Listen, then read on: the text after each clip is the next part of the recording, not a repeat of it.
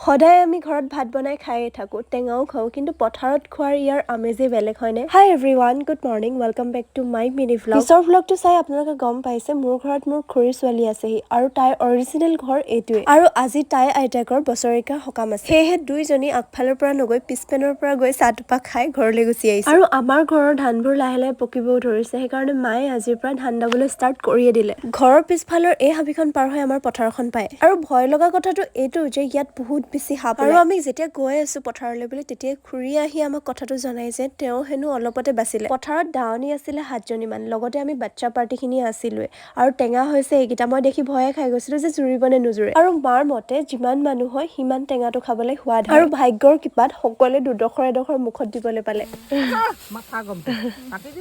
চাওকচোন কেনেকে জোকাৰি আছে পথাৰৰ দিনকেইটা যে সঁচাকে বহুত বেছি ভাল আৰু আপোনালোকৰ মায়েও এনেকুৱা কৰে নে বিটাওতে লাষ্টত নিজে হাৰ্ডিখিনি লৈ যে তেনেকে এতিয়া জোলখিনি